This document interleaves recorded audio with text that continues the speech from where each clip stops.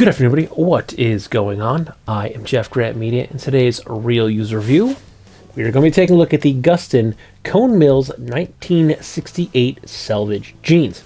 Now, Gustin did send me these as a sample for review, but all the opinions in this video are mine and mine alone. I did not share this content with Gustin prior to publication. They will see this when you do. In addition to that, there is an affiliate link in the description box down below. If you are considering buying these jeans or any other product from Gustin, please consider using that link. It doesn't cost you anything extra, but I do get a small percentage of that sale kicked back to me, and all of that money goes back into the channel to help me produce more content so consumers can make informed purchasing decisions. So I checked, it is actually 1 month to the day when I started to wear these jeans, so I thought it was fitting to film the full review today. But first, who is Gustin? Well, Gustin is a men's clothing brand. They make selvage jeans, they make sweatshirts.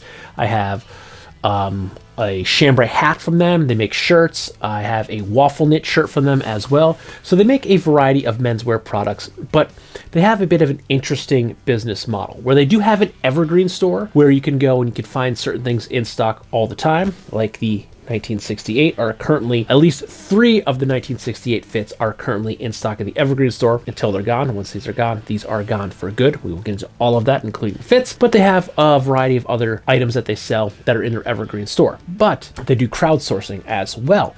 So with that, they have essentially like a Kickstarter. You back a campaign. If it gets fully funded, that product will get made and then produced and then sent to you when it's made. And by them doing these crowdsourcing campaigns, that allows them to only produce the products that are in demand that people want and are going to sell. So it allows them to keep their prices relatively low. Like the 1968 are $129 right now. That is not only an incredible price for selvage denim, that is a great price for these particular jeans because this is dead stock denim.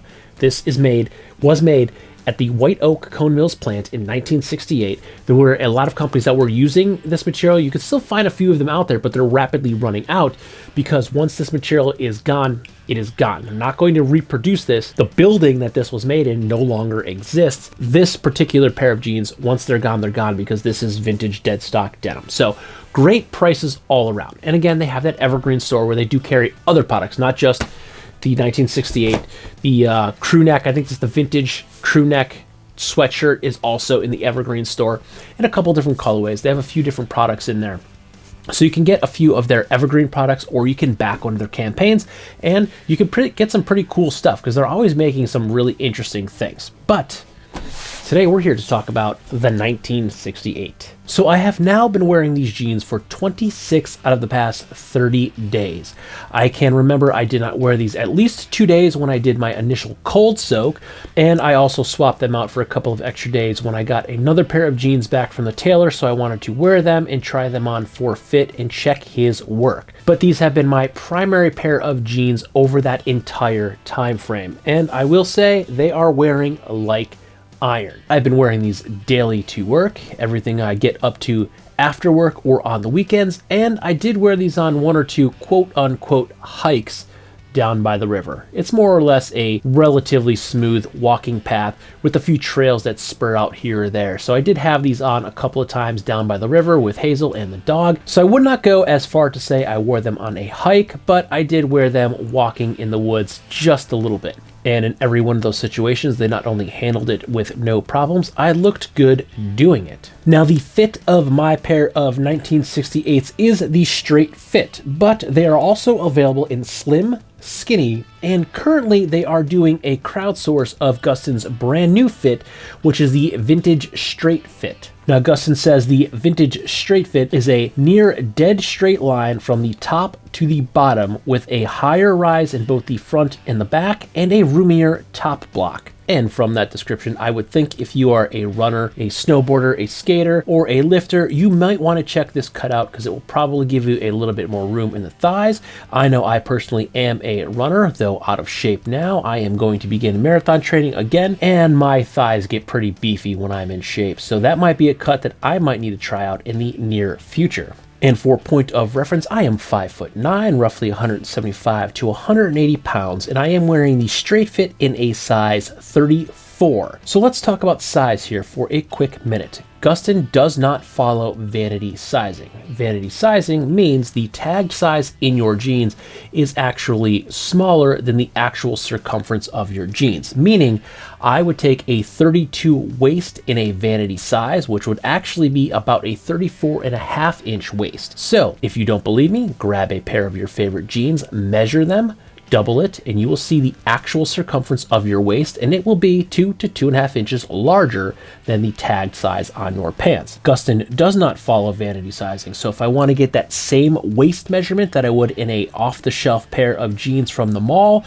that would be tagged at a 32, I actually have to get a 34-inch waist, because that would be a 34.5-inch waist in Gustin. Also, the length of their jeans. If you buy waist sizes 29 to 33 have a 34-inch inseam, where waist sizes 34 plus have a 36-inch inseam. But once you nail down your fit and size of your Gustin 1968 Cone Mills selvage denim jeans, you will see that this 13.5 ounce denim, it feels pretty good against the skin. It might be a little bit stiffer than some other selvage, but it is by no means rough or abrasive. It is very, very comfortable.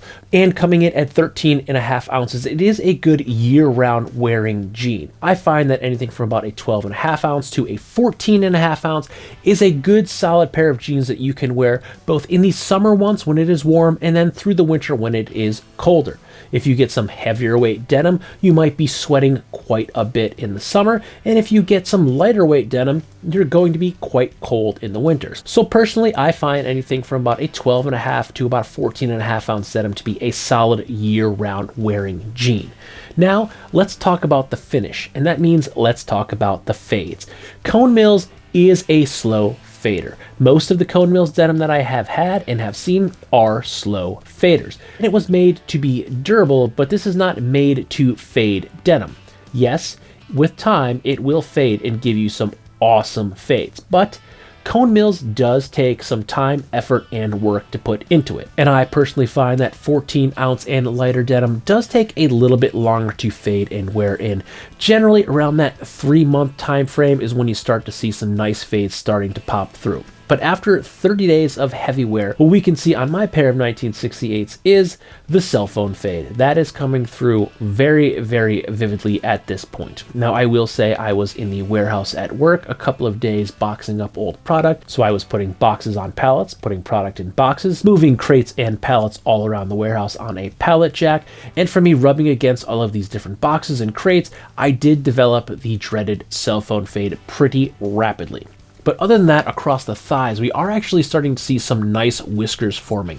It's really hard to catch some of these on camera because they are very, very faint and just starting, but these whiskers are starting to develop and showing a little bit signs of fade. And then as we go down each leg, the thighs and the knees are again showing some signs of fade, but it is so faint, it's really, really hard to catch on camera right now. If we flip the jeans over to the back, we are seeing that we do have some good creasing and honeycombs forming on the backs behind my knees, but not a lot of fading back here yet. The high points on the back are in my butt area. We can see some fading and the outline of my wallet very vividly on my back right pocket. Then if we go over here to my left pocket, we are seeing 2 good points of fade here, and this would be from my pocket knife.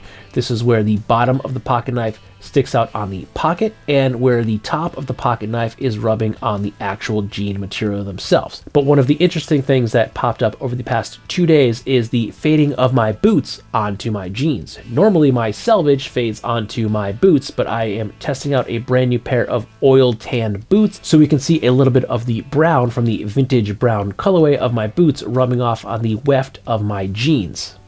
So yes, these are going to be a slow fader, and no, we are not going to get very high contrast fades with these jeans. But once they start to break in and fade, we will actually get some really nice fades with these jeans. And it will really depend on how you wear your jeans, how much you wear your jeans, and what you do in your jeans. Because just like a lot of different things, selvage is very personable to the person wearing them. The way you live your life shows in your jeans. So the kind of fade you're going to get will really depend on what you do in your jeans.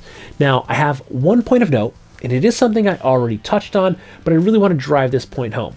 This is dead stock denim. So once these are gone, these are gone. This is not something that Gustin could crowdsource and then remake later on if they decide that it's sold well in the past, let's sell it again. Once this denim is gone, this denim is not made again. This is leftover dead stock denim from 1968 from a factory that no longer exists. Yes, if you've done your homework, you know that most of the looms that made this denim are still in existence and are owned by another factory now, but that doesn't mean that they can manufacture the exact same denim. You can never actually fully recreate this denim. So once it's gone, it's gone. If you want these, I say get them now before they're gone, because you will not see a restock in this denim. Once they're gone, they're gone.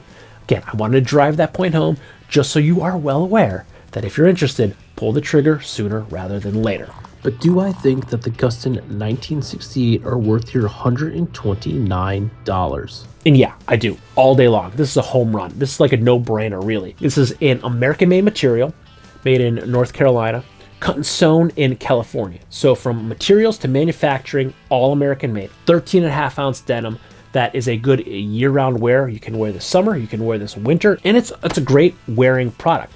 They might be a slow fader, but with the time and effort and work, these will certainly fade and fade nicely. If you're just getting into selvage and you don't want to spend that $200, $300, $400 on a pair of jeans, this is a great place to start. If you're already into selvage and spend $200, $300, $400 on a pair of jeans, this is a good investment because dead stock denim, once it's gone, it's gone. Now you can have it in your arsenal, and it's comfortable. I like it. They've broken in nicely. I have not washed these yet. I did one cold soak in these, and the cold soak I did in these, I didn't get that much starches or anything out. So they're actually pretty soft and supple already when I first got them. Even before I did the cold soak, they didn't really break in much at all because there wasn't much starches in them. I think it's a solid investment. I'm enjoying them. I'm going to keep wearing them. I had them on today, and just so you don't think this is weird, I am still wearing a pair of jeans. I just changed my pants because I had to take them off to film them. And no, I'm not sitting here in my underpants. I'm sitting here in a different pair of jeans. But yes, I think they're worth it. Yes, I think you should get them. And if you're thinking about them, again, get them now, because once they're gone, they're gone. And I have been told they are selling pretty quickly. So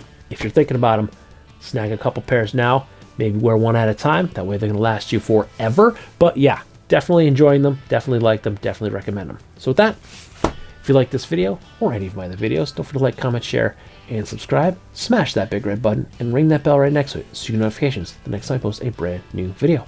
Good night.